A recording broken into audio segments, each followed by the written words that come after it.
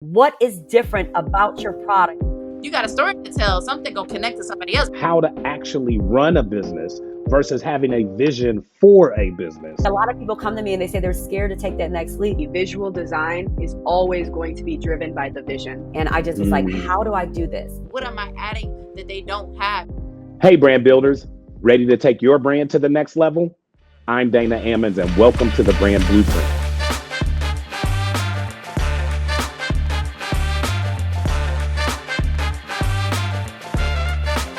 Welcome back to the Brand Blueprint podcast. I'm your host, Dana Ammons, and today we have a special guest who is making waves in the beverage industry. Joining us is Daniel Victor, the innovative founder and CEO of HidSips. Daniel has a fascinating journey that began with his educational background in Arizona. We're going to talk a little bit about that today. We went through a couple of entrepreneurial ventures or startups in Austin, and that culminated with his creation of HidSips. So I want to really talk about his fascinating journey from the start, starting in Arizona all the way to Texas. And here today joining us is Daniel Victor. Welcome to the show, Daniel. Yeah. Hey, Dana, thanks so much for having me. And I'm really excited to talk to your followers and listeners on the Brand Blueprint podcast, a little bit about my background, about HidSips, and about, in general, how to build a brand. So thanks again for having me and looking forward to getting started. No, we appreciate that. We focus on providing really turnkey, informative content for people who aspire to be brand founders and owners just like you. And you have a fascinating story because you haven't done it just once, but you are on your second endeavor. And we'll get to that in the interview. But one of the things we like to start the interview off with is our rapid fire question section. And that is really just to give our viewers a chance to get to know you a little bit better outside of the fascinating brand project that we are about to talk about today. So are you ready to get started? Yeah, ready as I'll ever be. Let's get into it. All right, good. Now, just starting off, we know everybody has a morning routine. Are you a coffee or tea person? Oh, I'm a coffee guy. I drink it black. And yeah, no cream or sugar. Okay, yeah, you like it straight. That is fuel for the fire, right? So I love it. Now, best piece of advice you've ever received? Yeah, the best piece of advice is a simple one. It's don't sweat the small stuff, right? I mean, you could end up spending decades worrying about every little detail, but you just can't sweat the small stuff. I love it. Now, who is your entrepreneurial idol? Yeah, my entrepreneurial idol sounds almost cliche, but I would say maybe it's Henry Ford. He's way back when, but really had a vision for a product that people laughed at him when he created with the car. People thought horse and buggy was here to stay forever. So cool to break the mold like he did. Hey, shouts out to you. Give no argument for me on that one as a Bronco owner, a former Ford Mustang owner.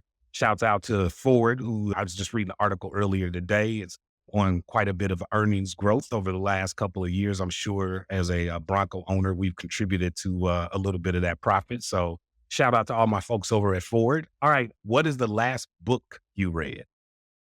Last book I read it's called Dark Matter by Blake Crouch. It's actually a TV show now on Apple TV. I haven't watched the TV show yet, but I hear good things. I'm watching it. It is one of those shows you have to rewind to watch more than once if you are a person who tries to multitask and watch TV and do something else at the same time, like I typically am. But man, fascinating show. It reminds me of Quantum Leap in a weird way. Just one of those movies you got to really sit there and think about. Yeah, that makes total sense. And I have the same problem with watching TV. I got to put the phone down, maybe put it in a whole other room so I can dial in. Exactly. Now, on that note, are you an early bird or a night? Yeah, I'm an early bird. And I think that's one of the recurring themes you hear from all the successful entrepreneurs in the world. And I don't know if that makes me a successful entrepreneur, but if I can, I'm up at 5:30 in the morning trying to get as much done as possible to start the day. Now, this is a kind of a follow-up question to that. Does that then make you less of a night owl? Do you stretch your days, or are you a person who is early to bed? I was listening to a contemporary, not of mine in terms of achievements, but an age, Donnie Wahlberg. And I know he has this infamous routine where he's up at 3 or 4 in the morning, but he goes to bed at 9, right? So how do you end the day when you start at 5:30? Yeah, I definitely get tired on those days where I'm completely up at 5:30, but I'm still stretching it to usually around 10:30, 11. And I've had to implement a rule for myself where I stop work Like at 10 o'clock, if I'm still working on it, like it's got to be done. Listen to that, folks. If I stop work at 10 o'clock, I'm doing well, right? At 10 o'clock, he is talking PM, not AM, right? So that is the life of a founder. That's amazing that you have to actually put that in as a particular fail safe so you don't end up working 24/7, as they say, right? So fascinating. Now, favorite city you have visited, not lived in, favorite city you visit. Yeah, it's a funny one I've been saying for a while just because people like say the typical ones, but I had a really good experience in Chattanooga, Tennessee a couple of years ago. And I was only Yo, there for say that. what? It was a great, I think I just like the smaller cities a little bit. It was a charming town, a lot of Yep. outdoor stuff to do. Everyone was really nice. Good food, checked a lot of Shout the out to boxes. Chattanooga. Yeah, shout out Chattanooga. It's a random one, but you Yep. got to keep people on their toes with some of these answers. Now, I wonder, because I know both of us have a passion for mountain biking, where did you get any mountain biking done in the area? I think they have a world-class mountain bike park, I want to say in or outside of Chattanooga. They do, and I didn't get any in. The reason I was actually there is because I know you and I both have a passion for music. I Yep. was stopping by on my way back from what I consider it was always my dream concert venue to attend with the Caverns, Tennessee. It's in a cave. Oh, Yeah, and it was like an hour up the road or something, and I was stopping by on the day before, day after. I don't quite recall. wow. No, fascinating. That could be a whole nother interview just in terms of how that visit was and that experience. Yeah, you're right. One of probably the most grilled concert venues in the country. Yeah, it didn't disappoint, that's for sure. Very cool. Okay, one last one. One word to describe yourself. Oh man. See, persistent. It's people use the word resilient for themselves a lot, and I think Yep. there's similarities there with persistence. But you know, even if it's for good things or bad things, sometimes I like to view myself as that gnat that just buzzes around your head. And even if it's that me to myself, like I'm persistent in my workout routine, persistent in my desires and dreams, Yep. and passions with work and outside of it. I just Yep. keep coming back for sure. No, I love it. And I think that's going to actually show itself in your story as we talk through a little bit about your journey from an entrepreneurial standpoint. Persistence played a big part in that as well. So that is actually a great segue into our main interview. So let's get started. So, talking to you about the background our audience doesn't know is we have a relationship that extends beyond just us working on this particular episode for the brand blueprint. We also first met and first became acquainted with each other while you were at, or actually recently graduated from the University of Arizona. And I was mentoring through a program called the Wildcat Mentor Program at the University of Arizona. And that's where we first were introduced to each other. Now, going back to your educational journey, I think this is one of the things that I really want, especially people of your age and of your experience, to know is that your entrepreneurial success doesn't just start once you get out here in the real world, so to speak, and you've got all these responsibilities. And that's when you start thinking, man, let me think of something that I could potentially start as a business. Starts much earlier than that. And your story, I think, is a fascinating one in terms of where you actually started thinking about starting an entrepreneurial career, but you by trade are an engineer. And tell us a little bit about your educational background and how it influenced your entrepreneurial journey. Sure. So deciding what major to pick, I was always good at math. I was stereotypical engineer, taking apart the VCR, taking apart the DVD player to see what's inside. And I also knew I wanted to be an entrepreneur from before those college days. I had started a bartering business through Craigslist in high school. I'd always told teachers I wanted to own a restaurant. So I saw University of Arizona had this engineering management program as part of the Yep. engineering school. And it really seemed to be the best of both worlds for me. So that was what took me to University of Arizona. I was able to do all the engineering classes and really stimulate that side of my brain while also learn about the business side of things. I knew, like I said, that's always where I wanted to go. So when graduating college, I got an opportunity to move out to Austin, Texas, and I'd always viewed Austin as one of the startup capitals of the world. So I knew to be out here and surround myself with some of those like-minded entrepreneurs would be a great opportunity for me. And that was really all thanks to my foundation and my degree of engineering management at University of Arizona. It's funny. I cringe when you said I was good at math. I think the audience doesn't know that Daniel's a very humble brag person. He is a 99 percentile SAT good at math. And my brother, who was also in the 99 percentile SAT, was and is a math, what I call a math god. Daniel's a math god. I hate you guys. You guys used to always just, there's nothing more irksome than a guy who can just do math in the middle of a conversation, could just knock out a computation for you. And at the same time, have the balance to still pursue things like entrepreneurship. My brother and I have had this kind of ongoing competition from, I feel like birth, in terms of his mastery of math and my mastery of everything not math. So I just wanted to go back and double tap that so the crowd could really appreciate Daniel's skill set in the mathematical field. And frankly, I think one of the other cool things about your path is you purposely sought out experiences to round yourself out. As you said, hey, I found engineering was going to stimulate one side of my brain, but I was also looking for that business piece too.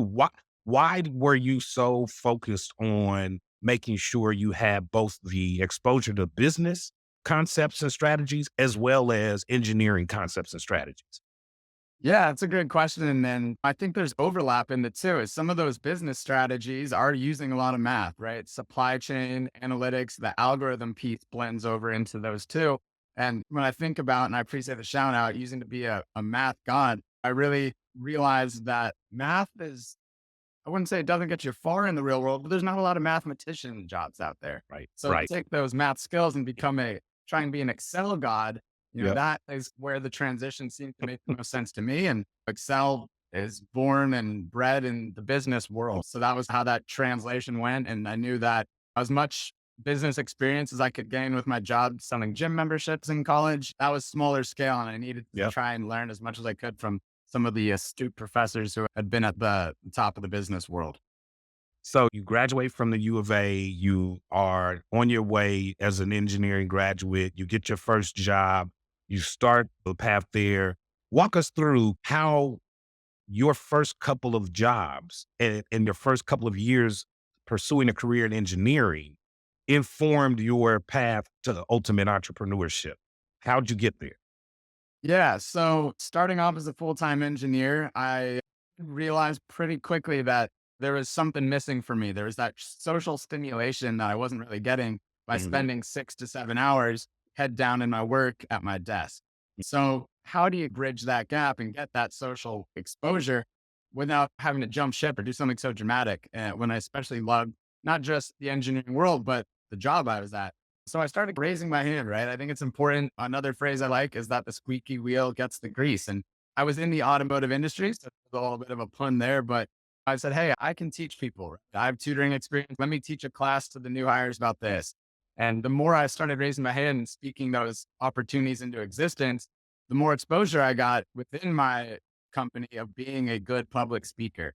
And that is what opened up more business opportunities. So I went from being a software engineer to the lead automation engineer of the organization, which was a little more strategic. And then ultimately was offered the opportunity to switch over to being a product manager or to stay on the engineering path. And I don't think I would have been offered that opportunity if I hadn't kept creating these new circumstances for myself. Wow, that was a really important point. Can we hear that again? If I hadn't kept creating these new circumstances for myself and really raising my hand and speaking opportunities my way. So that was really where my career path took me. Ultimately, I got offered a nice severance package to leave my old job. And as an entrepreneur, when someone's going to offer you money and time, you look at that as two valuable assets that could Mhm. really help propel what was HidSips at the time. So I took it and spent a little time doing that before re-entering the product management world. So, wow, let's stop there for a second because that I think is a lot to absorb for maybe a younger person like yourself who's being told right now, yo, you've got this great mathematical background and brain. You are an engineer by almost birth. You are at a great school. You're around all of these engineers. And you telling me as a software engineer right out of school, you're not creating an app? You're not head down focused on creating the next big technology based product. What made you, Daniel, buck the traditional advice? Because I know, being your mentor at the time, that there were a lot of people in your ear saying, stay in corporate. They weren't telling you, and the advice at the time, I'm sure, wasn't go out there and take this money and start a new company, right? The advice is probably put it away. You're young, right? Put it in the bank. Don't spend it, Daniel. Go do something really smart and get another job for a big company. Why did you decide to do something different? Yeah, and that was part of why I valued your mentorship so much back in the day was you were able to give me good advice about how to make the most out of my career within my 9 to 5 and also speak from your experience in the consumer goods space. So really for me, what I felt like was missing was the tangible aspect of the software world. And I knew I could use my ability to code and create something that was tangible. So I had my Arduino, my Raspberry Pi. For listeners who don't know, it's just a microprocessor. So I had a small computer in my garage and I was trying to build keyboard gloves. It was one of the first thing I made within 6 months out of college. I was trying to build gloves so you could just type with your hands. So I was always trying to use embedded software. And that was how I bridged that gap from what I was learning to do, skilled to do, and trained to do with what I knew I really wanted to do and how I was able to block out those outside voices or at least spin them in a way that made logical sense to me. Now, to answer your question about how to block out the noise, people wanting to tell me to invest in blue chip stocks, Yeah. 401k, right? You just have to accept as an entrepreneur. Are you willing to take that risk? And I'd be ignorant to believe it's not a risk, right? Everyone always wants to do what's most comfortable in their life. That's the Right. human nature. So you have to block that voice out of your own self and other people's as well and be willing to do that to make that step into building your own brand. Hey, Eloise, rewind that. Everyone always wants to do what's most comfortable in their life. That's the Right. human nature. So you have to block that voice out of your own self and other people's as well and be willing to do that to make that step into building your own brand. Great advice. I think to your point, the understanding of what risk is, right? And why you need to be prepared in your attempt to go to whatever it is you want or you feel will be successful is going to also come with a certain level of risk. And I think you are very astute in your understanding that not all advice is bad advice. It just sometimes comes from a place of not wanting to take risks, right? Or not wanting to encourage somebody else to take risks. And a lot of times I think entrepreneurs need to understand that there are people around you, your support circle, your family, your friends, could be your girlfriend, wife, husband, that is in your ear saying, hey, don't think this is the best idea. Don't think this is the best use of this money. Don't think this is the best use of your time. And sometimes you have to be willing to push forward past that and still take the risk. So let's talk now about the transition. You work in corporate life. You've got now this transition to this pivot point where you've taken the package and you've decided to move on to the next step. What happens after that? Yeah. So what happens after that is I immediately get a call from a really big TV show asking me to interview. And I look at that as my sign from the heavens. Like, all right, even if this show doesn't work out, which spoiler, it did not, it was a great experience. I got very far in that process, but I was like, even if this does not work out, this is my sign that maybe I'm not completely off the wagon and thinking I could maybe do something with what I've started at HidSips. So I spent the next few months strategically investing and burning down the severance package, launching a Kickstarter, which made about $20,000 and really working beyond 9 to 5, that 5:30 a.m. late night schedule to try and make the most out of this opportunity. I think it was a challenge that most people would not have been able to continue making themselves wake up that early, right? It's a whole new world when you don't have a 9 to 5, not only the paycheck coming every 2 weeks, but when you don't have that person above you telling you, you need to be at this place at this time throughout the week. So I was really able to make the most out of a few months, time management and continuing to, like I said, squeeze every bit of juice from that lemon. And ultimately, I was getting down to the point where, unfortunately, HidSips hadn't reached the 6-figure, 7-figure stage where I was going to be able to live sustainably off of revenue driven by my startup. So I accepted that I needed to go back into the working world. And I was very fortunate to land at a job that is everything I wanted to be, that was able to support me financially so that I can, in my off time, continue to invest time, effort, energy into that startup and balance both worlds in a way that works for me.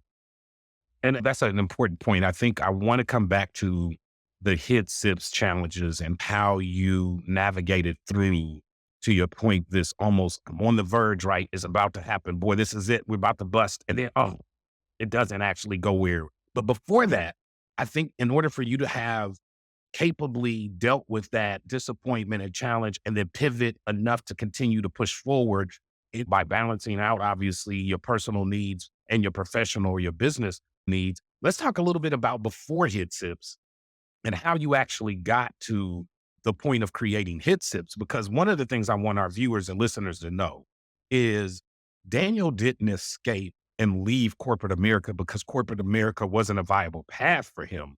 And I think the assumption could be made that, oh, you were offering the severance package. And I've worked for Fortune 500 companies, you have too, where the message sometimes, unfortunately, when a person leaves is not that this person had aspirations or ideas or opportunities elsewhere, but was that person couldn't fit, right? Couldn't cut it, couldn't make it. That's not the case with you. You actually achieved in your corporate career. Talk a little bit about some of the achievements that you actually were able to hit in your corporate career so that our viewers and listeners understand this was actually a choice on your part to pursue entrepreneurship. And then I want you to, after you talk a little bit about how you achieved in corporate, also talk about that first entrepreneurship opportunity that you pursued under Lady Bird Lake Rentals.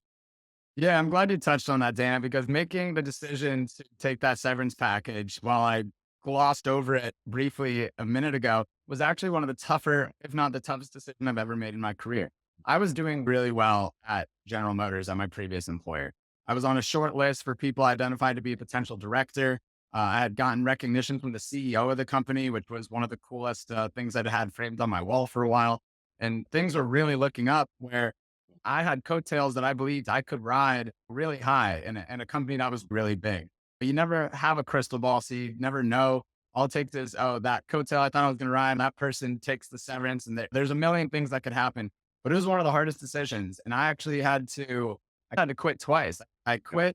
I gave the whole speech to like my director the night before the deadline was due, and then I was like, felt like a weight off my shoulders. And then the next morning came into an opportunity for a new promotion out of that. Actually, it was like a poker chip political play, quitting thing. So then I was faced with, wow, okay, if I stick, I'll get to be in this new program in a few months. So it was one of the hardest decisions, but I went with my gut. It's something you hear time and time again. And I thought to myself, I was like, I knew what I was doing when I quit last night. If that was what I was doing, who would I be to go back on my own word now and flip and flop? So yeah, I ended up taking it. And I think I was able to take it, to your second question, based on the knowledge that I had had success in another endeavor. So I had started up Lady Bird Lake Rentals, and at the time I was undergoing through a sale of it. And that one was a much different experience. Yeah. A lot to take into HidSips. Yeah, that was something that started with one fishing boat. I bought my own fishing boat. I didn't see any available to be rented on the lake by my house. I started renting it out through getmyboat.com, similar to like Airbnb. And when I was having success with that, me and my business partner at the time were like, why not get a couple paddle boards? Those paddle boards started getting sold. We just keep reinvesting the revenues in the HidSips. And next thing we had a whole trailer of paddle boards and being able to successfully exit that. And they're doing really right now on Lady Bird Lake itself. They got thousands of 5-star reviews online, and they've really continued to build it. So I think I was. And Daniel, how old were you? What age were you when you exited your first business? You started it with a business partner, grew it for how many years? Lady Bird Lake Rentals went on for 2 years. 2 years, grew it for 2 years, sold it. How old were you? Let's see. I must have been 26, 26 at the time of that sale. So 26, 27. So let's stay right there. And I want our viewers and listeners to really listen and think about your own personal journey on your own personal passion for whatever it is you're out there pushing right now. A lot of us dream about getting to a point of being able to grow a business to a point to sell it. Now, obviously, Daniel, if Lady Bird Lake Rentals was the biggest rental company in the world, you'd know about it, right? So it's not like we're saying, hey, he sold Lady Bird Lake Rentals and he was, retired forever. It wasn't that kind of deal. But the fact that you grew a business and sold it before you got to 30, you could almost argue in your mid 20s. Some would say, why wouldn't you just stay on the lake? You found something that worked. You had an audience. You built a community. Again, everything that everybody always tells you are the key tenets to success in entrepreneurship. And yet you walked away from it, sold it, and decided to pivot again and do something else. Talk a little bit about that. Yeah. So people were saying exactly what you were just telling me there, right? Like, why quit on something that you've been building? And I had to look at the risk and truly the gamble I wanted to take, which was I wanted to go bigger. We call a business Ladybird Lake Rentals. There's a finite amount of growth there, right? It grows to the How city of can you Austin. scale it? Yeah. It doesn't even grow beyond this lake. As big as Austin is, a couple Yep. million people, Yep. I had my sights set on how big country is, how big the Yep. world is. Yep. And I knew that what's more scalable and what has a higher ceiling would be my idea that started HidSips, the original patent of that. And that was the leap I really wanted to take, which I wouldn't have been able to take if I didn't have the stepping stone of Lady Break Lake Rentals. Like you can't go zero, or Correct. maybe you can, but going 0 to 100, having no entrepreneurial experience to going right to the big idea would have Correct. certainly been a lot more challenging. So Correct. yeah, the outside voices are continuously telling you, play it safe. And that just wasn't what interested me at the time. I love that story. I think this is one of the reasons, to your point, that so many brands, so many people try and fail initially at a larger endeavor or effort in entrepreneurship and startups because they bite off more than they can chew. And they are also spending inordinately large amounts of money on services and consultancies and packaging and not really having any experience in it. You're bound to make a couple of mistakes. But the problem is on scale, if you're doing something at a large level, the mistakes you make are going to be equally large, right? Mhm. If you do something at a more conservative scale, the mistakes you make will be more conservative. And so that's something to consider. And so in that story, one other thing I wanted to really highlight for our listeners and viewers, you again are by trade a really brilliant mathematician and engineer. So how in the world did you get into this boat situation, lake rental? And then when you got out of it, instead of, again, I'm sure people in kind of society saying, man, you just seem like you're ready for the app world. You're ready to go just hardcore technology, go apply for Facebook or go work for Meta or one of the bigger companies. What was your kind of guiding star that kept you moving forward and eventually landing on HidSips as an actual next entrepreneurial project? Yeah, so it's a great question because the apps do seem like the easier route, the more Man, conservative route. You don't have to spend as much to make it happen. You can right. work on it in your own time. You can build it up. I think for me, it was besides just growing old of coding and not wanting to do that work myself, it was understanding the market's very flooded in the app space. It's very flooded in the patent space and idea space. No matter where you go at this point, there's no .com bubble that I see coming to save us anymore.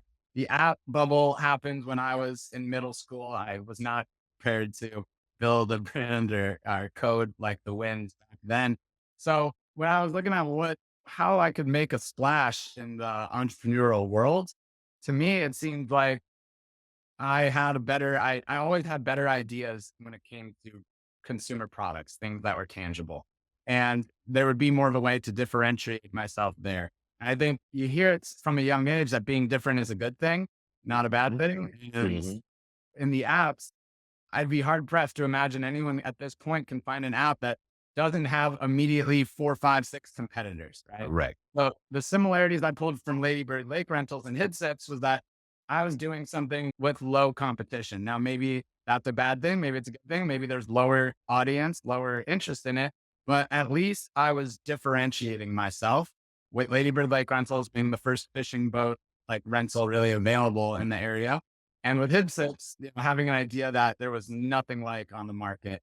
So those were the two similarities there. And that's how I've decided where my entrepreneurial efforts will start with any venture. I agree with you. There is value in having a niche, having a specific audience and a defendable position. And I talk to clients, students and mentees about this all the time is there is less appeal from a consumer standpoint for a product that serves every need, right? Even though that feels good from the product owner standpoint, I got something that it works for everybody. That's the tendency of many of us to want to find and create a product that we think works for everybody because in our minds, if I sell a dollar product to 100 million people, I'm a millionaire, right? There's no way I can't lose. when in fact, some of the best ideas have started selling 1 million ideas to a hundred people, right? Like the concept of finding a niche, focusing on a specific need, and then creating a product to answer or address that need, I believe is a viable route as well. And so let's talk about that as it relates to how you first, went down the path of creating HidSips. First, tell our audience what HidSips, because I think there's a tendency potentially to think of HidSips as a product, which HidSips is actually the company, and then your actual first product under HidSips. Why don't you take our audience through both and how we should think about those brands? Yeah, thanks for bringing that up. So HidSips is the umbrella company of a couple very similar related products. We're a hydration company. Our slogan is hydrate better. And originally HidSips started as both the company and product name. It was, again, a new space to me. There was a Mhm. bit of a learning curve. And HidSips stood for highly innovative, discrete solutions in plain sight. I made that name because our first product was a innovative solution in plain sight. It was water based, hence the sip thing, and it was hidden. So our Mhm. first product was just called water dispensing lamp. It actually started almost a little bit in a joking manner of I wish my lamp next to my bed could also dispense water so I don't have to get up in the middle of the night. And I was making jokes about it, and someone, if I wish I could give credit to who pointed out to me, like, I think that'd be a really good idea for the elderly community, the disabled community, people Yep. who have a hard time getting out of bed. Yep. Uh, and that was when I realized, oh, there's a chance I have something here, and let's go pursue that. So that, given a name, water dispensing lamp it's a long name. Yep. So now we're in the market with that as HydraLamp. That's the lamp that Love keeps it. you hydrated. It stores, filters, chills, and dispenses water at the touch of a button by your bed, by your desk, or wherever you need it most. And that was how HidSips, the umbrella company, got started. We offer two other hydration products that are in the same water dispenser and water filtration family. And I give credit to HydraLamp for getting us there, because all it took was putting out a few feeler videos on the internet and seeing the natural and organic traffic it got. Yep. Continue to validate, like, oh, people are interested in putting water dispensers next to their bed and doing so in a discreet and stylish way. So we might have something here, and let's expand that to having water dispensers that also don't look and function like a lamp.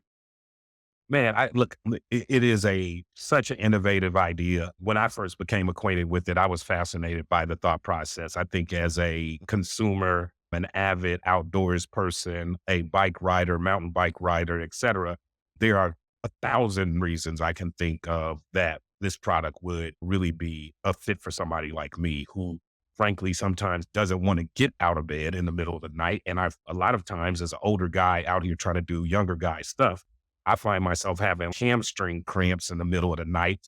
I basically can't make it to the sink. So if there's something that can prevent me from literally stopping and rolling out of the bed and crawling over to the sink to get something to drink because I'm cramping so bad from my bike ride earlier in the day, the Hydra lamp, I think would be a perfect solution for me.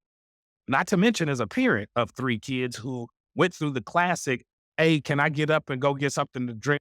Hey, mom, hey, dad, I need something to drink. Hey, mom, hey, dad. Like Kid Sips would be the perfect reply for a parent like me. Hey, the drink is in your lamp. Stay in bed, right? So I can think of a couple of different ways. Obviously, if you ever need me to do a commercial for His Sips, I'd be more than happy to. But that being said, I want to talk a little bit about the fact that your product is unique. It is very much a product born out of a thought process of how to make somebody's life simpler, easier, right? As you have now led or started down the path of, okay, I think this is an idea. How did you actually approach your product formulation and development? Did you just immediately think and visualize this particular lamp and with a container of water in it? Tell me a little bit about how you started the process, because again, a lot of our brand owners and aspiring brand founders on you're watching this content are naturally wondering, right? How do you go from concept in your head to actual product in a box or on the table? Tell us a little bit about that journey. That's the question I think I get the most, that people are so infatuated with, right? Because we all have these ideas, and we all wonder how to make them into like fruition. So first thing I did was I had to make sure that there was no alternatives on the market that I was missing, right? Mm. For a while, what I did was I kept a gallon jug of water underneath my nightstand, being like, all right, like it doesn't have to be a dispenser. I just need more water next to my bed. Mm. And I started finding out like, okay, it starts to taste bad after a while. Mhm. These plastic gallon jugs are not good for the environment. It Mhm. looks really bad. I was like, all right, so we're out of that solution. Going on Amazon, going on Google, really searching, is there any water dispenser that looks good? Because that was one of the things for me too, right? Your bedroom is your dojo. It's Yep. a lot of feng shui you want to keep. Yep. It wasn't seeing anything that looked good. So I was like, okay, let's take this gallon jug and hide it a little bit and see if we can add a dispenser. The classic $10 trip to Goodwill, getting an old lamp. I went to Home Depot, got a water pump, and just built that MVP, that minimum viable product, just something that I could use to visualize Yep. and figure out, okay, what does this need to be successful? Oh, it needs like a spill grate in case I spill water places. I need to capture that so water's not all on my bedside. And okay, like I need to be able to. The first water dispensing lamp, I had to take out the bulb because the pump sat right there. I'm like, now it just looks like a lamp. I need something that. But it's not actually a lamp. Yeah, Yep. yeah. When am I going to have my fake lamp next to my real lamp next to my bed? That is a crazy person move. So starting with the MVP is the first step for sure. It helps you figure out exactly what you need of that final design or that next iteration design, because that's engineers will tell you no design is ever final. There's always room Yep. for improvement. And Yep. once you have enough, that's when you can go, at least what I did, is find someone in your local area to contract, someone who's interested in getting a little stake of the business plus the Yep. cash on the side, Yep. and have them build the first CAD design of it, computer aided design. And Yep. that's something that you can easily print up with a 3D printer. And that was what we did. 3D printers are way more affordable than you would think. I have people who come over to my house all the time and sit there and they go, how much is this? $1,000, Yep. 2,000. And they're Yep. always surprised to hear it's $200. So you want to, at least in my theory, you want to start small and incrementally build rather than sinking your teeth into a $10,000 investment. Can we hear that again? You want to start small and incrementally build rather than sinking your teeth into a $10,000 investment to go to that final, what you think is the final version Yep. right away, because you're going to miss some steps and there's room for improvement that you'll probably oversee. I love that. And I want to make sure our audience understands the term you used in minimum viable product. People will hear MVP and they'll think most valuable product, right? Or they'll make up some other definition. But it's important for people to understand you by trade as an engineer have probably been exposed to that concept for the latter portion or the greater portion of your educational career. But a lot of call it laymen, entrepreneurs and founders may not understand the term, but they may not understand what the actual acronym means, but they understand what the term means, right? And what we're saying when we say minimum viable product is something that has the basic features, the basic the structure, the basic components of what your overall idea or concept should have. It doesn't mean it has to be fully built out. And I think Daniel gave great advice there. Don't run out and spend $10, $15, $20,000 on your first product sample. Number one, you're likely going to change it several times over. So spending money at that level makes no sense because by the time you finish innovating, you will likely have changed and removed and added several features, several different benefits. So that's really great advice. So after you build your MVP, you have now tested, and I love the fact that you went to Home Depot and really just made a basic product to try to see, okay, how could people solve for this problem in other ways other than buying my unique product, right? So you were doing consumer research then, in a real meaningful kind of step-by-step way. So once you got to the point where you had a basic product kind of built out, you knew what you kind of wanted overall. What was your next step in terms of taking that? Because I think a lot of entrepreneurs get stuck here, Daniel, where they make an MVP, right? Or some approximation of it. They've got a feel for what their product is. But man, then they get stuck and they're like, how do I take this to actually production? So what were your next steps? Yeah. So before taking that next step to production, the one thing I wanted to make sure is that it was not just market research, the smart move, but wanted to make sure I wasn't infringing on any other patents as well. Right. I forgot to mention that in my last Yep. answer. And I don't want to oversee or don't want to have an oversight that That's an important step. And it'd be a real shame to keep going down the road of innovation and And design. how do you figure out if there's a patent out there that already delivers on what you are trying to deliver on from a product? Where would people go figure that out? Yeah, googlepatents.com, patent.google.com, I believe is the actual domain. Hmm. It's very easy to use. You don't have to be a patent lawyer to search in terms that are related to what you're thinking of or what you're trying to build. From there, once you have enough insight that, and of course that's free to do, which is important Yep. for an entrepreneur to know. Yep. Once you have Free. that insight, yeah, free is key as a starting out entrepreneur. When you understand, like you're confident enough that you like, okay, this isn't out there. I'm not stepping on any toes. What I did was I then wrote a provisional patent. Same thing. I think it was $200 to apply. A lot of time Hmm. reading on Google how to do a provisional patent, Hmm. and a lot of time writing it out. But writing it out, doing pictures with simple paint. You can use Microsoft Paint Yep. to make that provisional. And when that got approved too, that was another sign. Okay, like I'm right. Like Yep. this isn't immediately stepping on anyone else's toes or these people at the U.S. Patent and Trademark Office. Hmm. They would have stopped it here. So at this point, I looked at that as the green light to then go on to that next phase of what you're saying of, okay, am I stuck here? I have this idea. How do I bring this to the next steps? Yeah. So twofold. And Daniel, one of the things I want you to actually also demystify for our audience is this. You brought up a key point. Getting a patent is, and going through the process of getting a patent is also another form of research, right? Because what you are doing is you are either confirming that your idea is unique enough that the US Patent Office will issue you a provisional patent, understanding that this is a unique idea. Nobody else has it out here, at least nobody who has patented that idea has a similar idea. And so that's one step further into that research process, right? And confirming. But I want to make sure that people also understand the other side of it, which is, let's say you go out and find out that there isn't anybody else that has a patent in that particular idea that you've submitted. And then you don't finish the process, but you still continue to develop the product. And so you develop this great product, and yeah, you've confirmed nobody else had a patent for it. And man, I'm not going to worry about getting my patent now because it's going to take too much time. And I really don't have the time and the money for it. I'm just going to move forward with my idea, knowing that my idea is unique. Tell them why that could be a bad idea.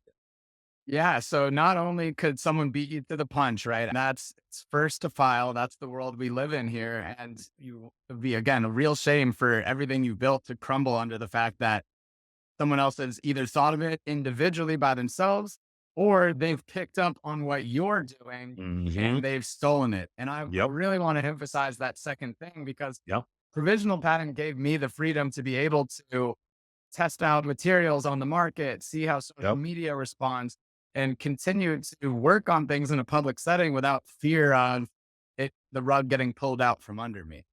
Wow. That was a really important point. Can we hear that again? Provisional patent gave me the freedom to be able to test out materials on the market, see how social Yep. media responds, and continue to work on things in a public setting without fear of the rug getting pulled out from under me. Exactly. Yeah. And that was one of the key steps. And shocker alert, and maybe we'll get to this later, is people will still try to steal your idea. Even with that, they'll try and do ripoffs. They'll try and Yep. design something a different way. But one thing's for certain is, you'll make it much easier for them, much easier for them to steal your idea or If you do don't exactly patent. what you're doing if you don't take the simple step of getting that provisional, which Yep. gets you a whole year of flexibility to go out there and continue testing the product, reaching out to different suppliers, so on and so forth, going on with those steps. I love it. And it's such great advice because I think to your point, so many people rush to the innovation piece and to creating something. Even smart people who have the background, to your point, in engineering, legal, finance, they are just as much as guilty of making these mistakes as the layman who has not achieved that level of educational success. And so I want founders to really take this point home. And keep in mind, we will share links to all of these websites and various apps that we have mentioned as part of this interview. Daniel's dropping a lot of knowledge, a lot of science on this particular episode. So I want to make sure that you follow up afterwards and check out the show notes, and you'll find links there to all of the relevant services and apps that we've talked about in this episode. And so now continuing to talk about HidSips and the journey. You've developed the product now, you've gotten to provisional. Now you're ready to start positioning it in the marketplace and actually advertising. And you touched on that just briefly there in terms of social media, et cetera. Tell us a little bit about how you tested out this product and really confirmed that there was a place in the marketplace and an interest in the marketplace for HidSips and for HydroLamp.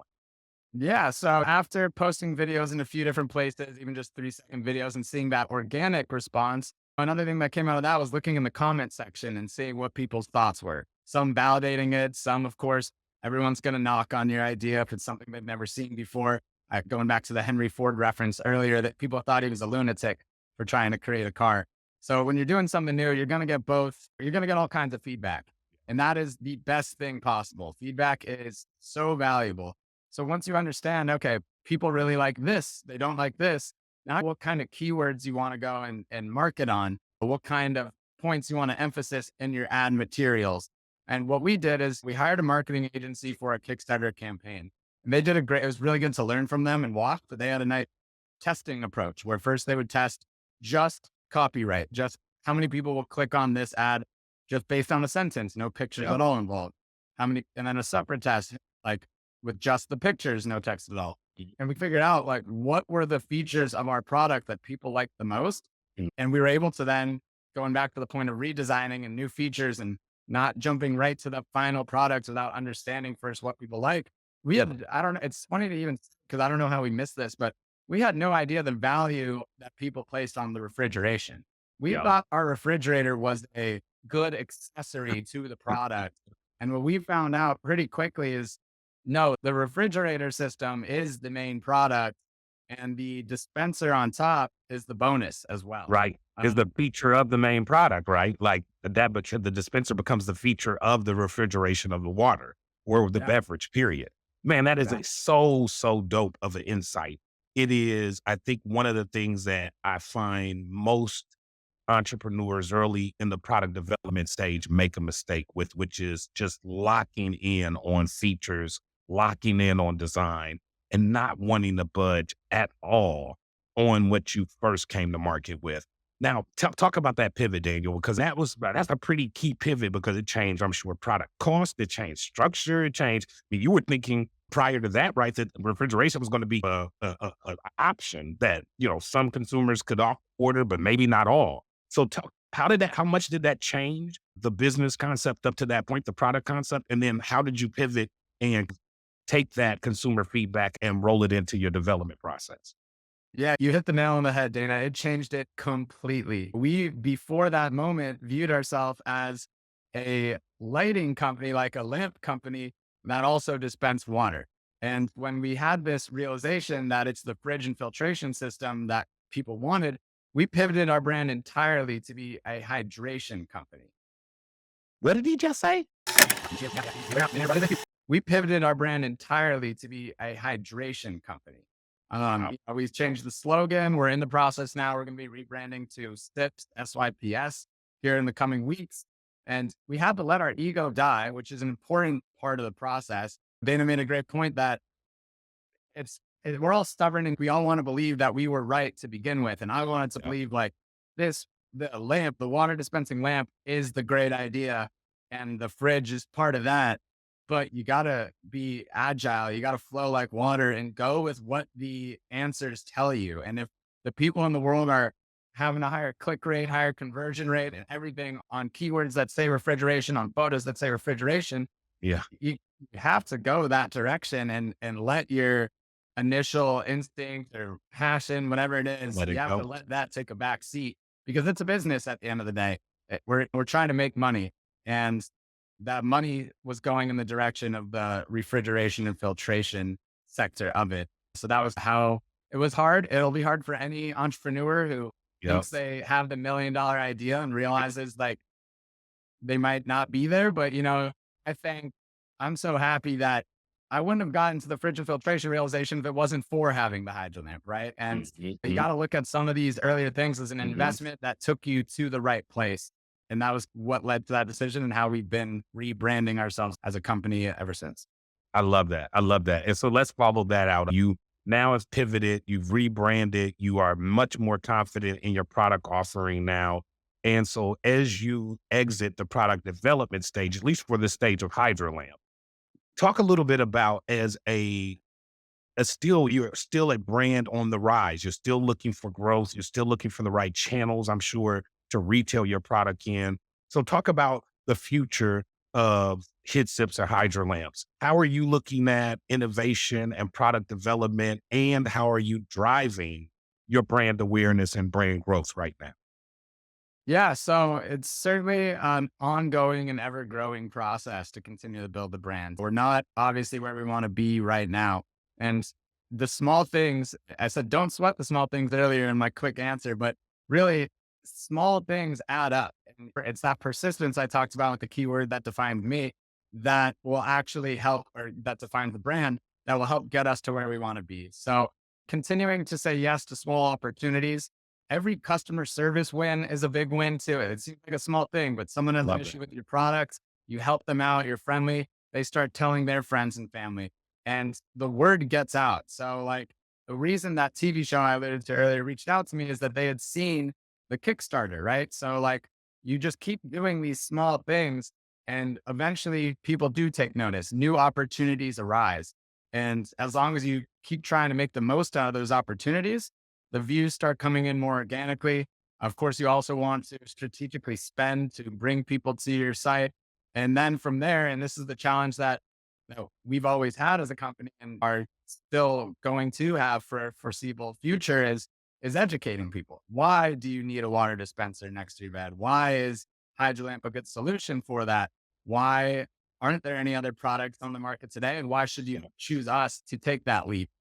And we've had success in that space by making ourselves available on various platforms. I think a lot of people will say like Amazon is the death of a business, right? They certainly take a lot of fees in your products, but it gives you that visibility. Anything that gives you Yep. visibility and will make people then go to your website and learn more value is something that, in my eyes, is worth the time spent, worth the $40 monthly fee of being on Amazon, right? Because we'll get calls from people saying, and every time I say, "How'd you find us?"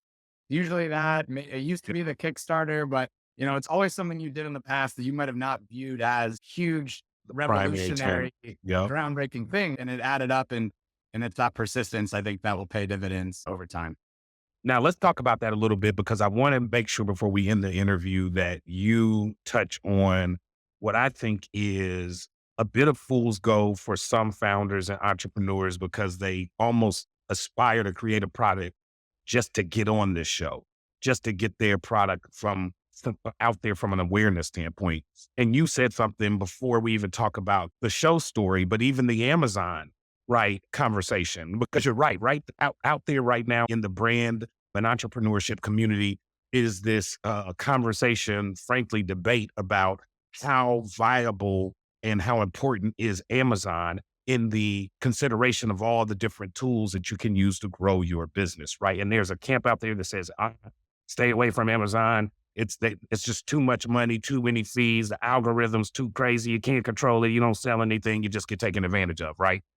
There's another camp out there that says, man, are you kidding me? Why would you not be on Amazon, right? They're in every household, more ubiquitous than any grocery store, any Walmart, any Target. So why wouldn't you, right? And I think you spell out or hit on a part of my consulting advice, which is every channel matters, right? Every opportunity to get that awareness out there about your brand matters. So I want to talk a little bit and just have you take over the conversation on an amazing process for you in terms of driving awareness. And what I would say is probably 99% of most entrepreneurs in the US's dream, which is to get that awareness opportunity to actually hit on a TV show or a radio show or a podcast. So tell the audience about your experience in that particular realm of awareness driving. Yeah, so we've certainly had success in that. And I agree with you. The waves of the algorithm are a crazy, hard to drive type of result. But we've been reached out to for 2 TV shows. We're actually appearing on one that'll be airing here in the fall. And we got reached out to by one of and completed the entire interview process all the way up to a final stage panel for one of the biggest accelerator programs in the United States.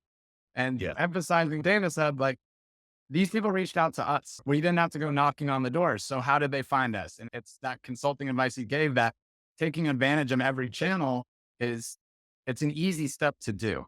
And it helps validate you, right? So that Kickstarter gave us a permanent footprint on the internet that shows, okay, there's 150 people who thought this was a good idea and they spent their own hard-earned money to do that. Amazon gives us validation in product reviews, which is a whole nother landslide of validation that you need. But, people say to me all the time with that, oh, you're on Amazon. They treat it as if that's like this gold seal of approval, even though there's not a whole lot of work to keep that on there. So people will find you in mysterious ways, and making sure that you take every opportunity to talk about yourself, build your personal brand, to talk about your company, build your business brand, get on these different platforms, try and, of course, you hear SEO a lot, try and make sure that you have enough things that show up on the first page of different results that people will find you. Because I promise you, there are people out there looking for the next CEO of their company, the next business idea, the next writer, song writer, actor, whatever it is, right? No matter, it doesn't have to be entrepreneur, right? Brands are personal and business. And if you're out there taking opportunities to build your brand, I promise you, people are looking and they will find you and they'll give you that opportunity. Hey, Eloise, rewind that. If you're out there taking opportunities to build your brand, I promise you, people are looking and they will find you and they'll give you that opportunity, because it's not luck. Luck is where preparation meets opportunity. So if you continue to prepare by being on these different channels, taking these different avenues, some opportunity will find you one day. And that's a certain. I love that. I love that. And again, another one that we will be double clicking on as part of the visual for this show that I want our viewers to definitely attribute to Daniel. That was a dope quote. Remember that there's no such thing as luck, right? It's the intersection of preparation and finish it. Opportunity. And opportunity, right? So I think there are a lot of people out here who are looking and wishing for luck. And if you're not prepared, if you're not doing what you need to do now, as we like to say, you stay ready so you don't have to get ready, then when you do have the opportunity, that intersection of where you've been preparing and the opportunity presents itself will then propel you forward. And you have done a great job of demonstrating that with your first two companies. And so let's talk about the future for HidSips and HydraLamp. Where do you see the company in the next 5 years, and what are your long-term goals for the company? Yeah. In the next 5 years, we want to see beyond our current water dispenser offerings. We're in the early design stage of a water dispenser that integrates with your at-home plumbing systems as well, RO systems, and different types of water systems that fit in RVs, tiny mobile homes. Really, the one thing that's nice about our hydration brand that we like to joke about is everyone drinks water. With 100% target audience, there's really no one out there who can say that they are too good for water. So we want to make our different offerings available to everyone, no matter how they drink their water today. And that's where we see ourselves going in 5 years, is really being that go-to appliance company that allows you to hydrate better. Always cold water if you want it, hot water if you want it, filtered water for certain, and bringing that glass of water to you in a stylish way, right? I think the days of the office cooler are dead in HidSips' eyes. And Agree. Or even the home water cooler, right? Like I am definitely a target consumer for HidSips. I was a guy who did not drink a lot of water through my 20s and 30s, wasn't a big fan of it, always pushed back on the whole 8 cups a day, et cetera. I was raised by a grandmother who just pushed that philosophy on me her entire life. And then all of a sudden in my mid 40s, as I'm entering and really getting serious about mountain biking and hiking and all of my outdoor pursuits, I realized that my water deficit is starting to affect my health in a real way. And since then, I've turned all the way around, and a product like HidSips fits in my overall regimen, because I get up at 6 in the morning and immediately fill a 2-gallon kind of old school jug of water. I wouldn't say old school. I got it on Amazon, but one of these water jugs with the motivational speeches every 10 ounces inscribed on the bottle. And that's become my regimen. And so I think what you're doing doesn't just benefit people from a consumer standpoint who are having challenges getting enough hydration during the day, but it frankly, I think helps move our overall society closer to where we need to be, which is drinking more water specifically, not just beverages, because I want everybody that's watching the show to buy HidSips. I want you to get a HydraLamp, buy your bed, but don't fill it up with coffee or Kool-Aid or a bunch of juice or sugar. Make sure you actually use HidSips for some water every now and then. We will definitely be supporting the brand. I can't wait to see some of the innovative products that you're going to come out with. But just in wrapping up the interview, what advice, Daniel, would you give aspiring entrepreneurs who are looking to start their own businesses in the beverage industry or really any other field? Yeah, so we touched on it a little bit today, but I want to reemphasize because it's so important to stick to your guts and to block out some of that outside noise because there's going to be plenty. Everyone always wants to see you do your best, and they're more inclined to believe that safety and not taking those risks is what's going to be best for you. I think that as long as you can do that persistence and continue to block out some of those outside voices and continue to make those small steps that might seem like they're not going to amount to something big. It's a long game in the end, right? It's not a sprint, it's a marathon. So at every mile of that marathon, every checkpoint, you need to continue. You need to drink your water, you need to rehydrate, and you need to keep going down that road because it's a long one. And success doesn't happen overnight. You've heard it before. Luck does not happen without that preparation. That opportunity will not come. So it's really just persistence and confidence and the belief that you know what you're doing and that you're going to make it happen.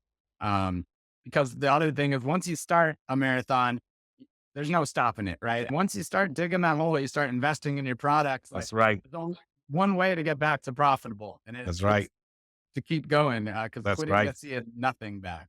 That's right. That's such a great analogy, right? Like you can't start a marathon and then 6 blocks into it go, hey man, I think I'm gonna pull over right here and just going to go to the house. This has been fun, right? Once you start entrepreneurial endeavors like launching a new product, developing a new product, pushing that product out on the market, you can't stop midstream. This is such a great piece of advice. And as we wrap up, as you think about your overall journey with HidSips and with some of your previous entrepreneurial endeavors, is there anything else you'd like to share with our listeners that you think would make a difference in their entrepreneurial journey? Yeah, there's one last thing that I actually gave advice to someone I was mentoring the other day. It's that you don't need to view entrepreneurship as being the next Bill Gates or the next CEO of a giant company, right? You got to start somewhere. And entrepreneurship can be as small as that lemonade stand outside your house, right? It can be a hobby of yours. You could be the entrepreneur of your own Uber, Lyft, right? You can drive. If you're working for yourself, you're an entrepreneur. Don't let anyone tell you otherwise. And once you get that experience with something small, you build that confidence and you understand the small steps of now I know how to create an LLC. Now I know how to get insurance for my business, etc. Now you have some of the ammo in your arsenal to go out there and try and be that next Bill Gates, try and be that next Henry Ford. And hopefully one day try to be that next Daniel Victor, Dana Ammons, or any of the other successful entrepreneurs that we both aspire to be. I love it. Hey, you are so right. I think thanks for this advice, Daniel. This has been a really, really dope interview because I am always inspired by founders and entrepreneurs like yourself who not have just started out in one place completely different from where they are now, but also found success and failure to be motivating factors. Your story is fascinating. Your brand is still on quite the journey. I expect to see it continue to blow up and continue to make it into all, as you said, all different types of categories because who doesn't need water, right? 100% of the consumer audience in the US and beyond is an absolute opportunity for an HydraLamp and all of the other future brands that you are going to launch. So thanks again for sharing your incredible journey and insight with us. We wish you and HidSips continued success and we look forward to seeing what you achieve next. Thanks so much for having me, Dana. Look forward to seeing what all happens with the Brand Blueprint podcast and wishing you all the best growth from here. Thanks a lot, Daniel. And so now we are going to jump into our last segment. And one of the things we like to do on the Brand Blueprint is have a little bit of fun with the culture of branding and where it intersects with music and entertainment. And one of the games and quizzes that we like to give our guests at the end of a interview like today's is our celebrity endorsement showdown.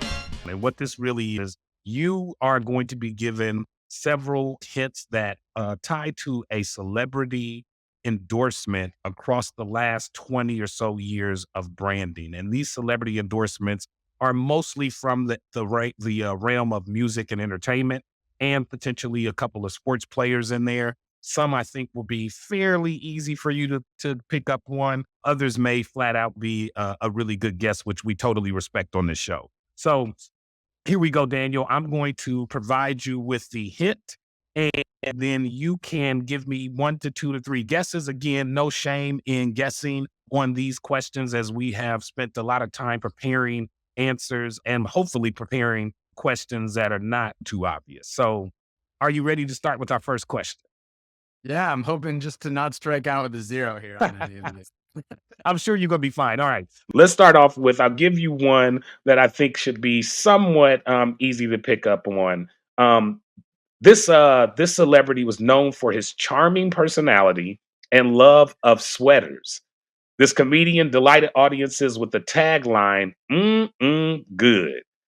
What brand did, or I should say, and the brand he promoted in this particular series of commercials was Jello. What celebrity am I talking about? Oh man, it's not Chris Farley, is it? Not Chris Farley. Sweaters. Comedian. I'll give you another hint.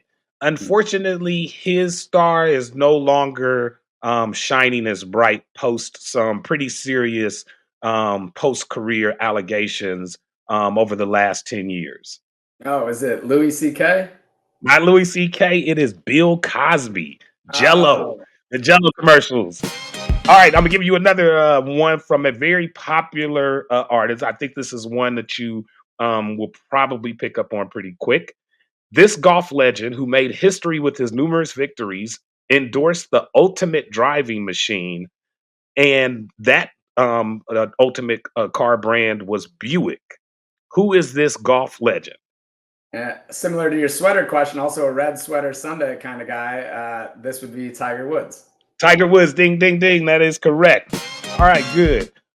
Here is another what I would say is somewhat low-hanging fruit, but you may not necessarily remember this one, this particular commercial. So this basketball legend, often considered the greatest of all time, made the phrase, "It's gotta be the shoes," famous in a series of iconic commercials.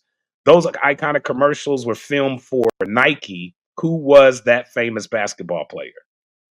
Was it Jordan? It was Michael Jordan. The "Gotta Be the Shoes" was the Spike Lee, Mars Blackman commercials from the late 80s. So I knew that was actually probably when you were just a baby, but it was probably still in the range of celebrity answers you might know. Now, this one is actually in the similar category in terms of the employment of the actual celebrity. This basketball legend and business mogul promoted the beer that made Milwaukee famous. The brand of the beer was Miller Lite. Who was this basketball legend? I mean, you'd think it'd be someone from the Bucks, but the Bucks haven't really been too Not, relevant for not too the long. Bucks. A good start, but it's definitely not the Bucks. Good process of elimination. Yeah. The brand that made, I know I've heard the slogan. I'm gonna go with, you said basketball player. Uh, I'm gonna go with Shaq. Good guess. Good guess. Not Shaq. Not Shaq. Magic Johnson. Actually, a Ah, commercial series that I wasn't even aware of until we researched it. Magic Johnson did Miller Lite commercials in the 80s. Go figure. Right. All right. Last one. Last one. Known for his smooth style and laid back persona, this rapper became the boss of sauce in a fast food chain campaign, which was filmed for Burger King. Who is this famous rapper? dang. If it was Wingstop, I know Rick Ross, and it sounds like Rick Ross, boss of sauce. Did he also do the Burger King one? Is that right? Burger King. That actually is a great guess, because to your point, the boss of sauce was a phrase that I knew would probably elicit some Rick Ross answers. Not Rick Ross though. Another famous rapper. I'll give you a bonus hint. Who I actually heard this on the I listen to a podcast every morning, and this was mentioned, and I was kind of caught off guard. he is actually going to be co-hosting the Olympic opening ceremony broadcast this weekend. I believe this Friday. Awesome. I love the opportunity to drop a fun fact about the Olympics. That's why I said Rick Ross at first, just to give you Yep. the opportunity for the follow. Let's see, Burger King. I still don't know. Let me give one guess here. Is it Snoop Dogg?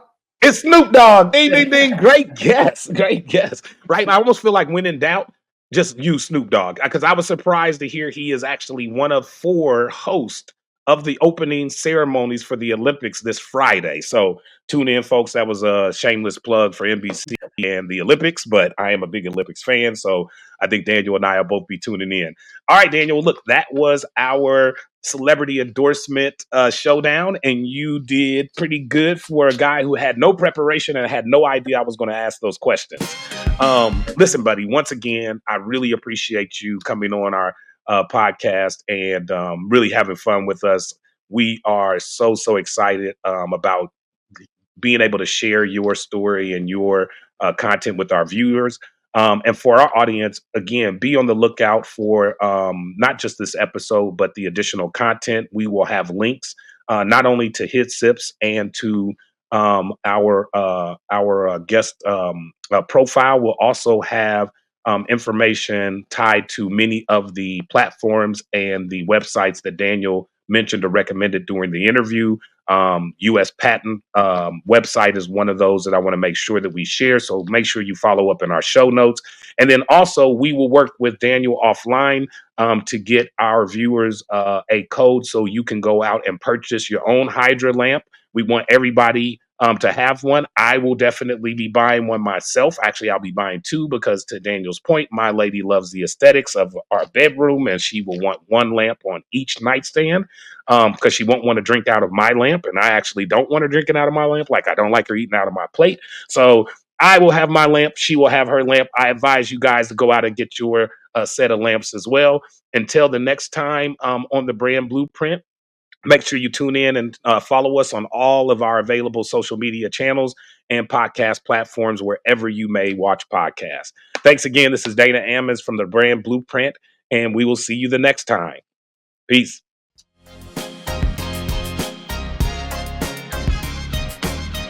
Thanks for joining us on the Brand Blueprint journey.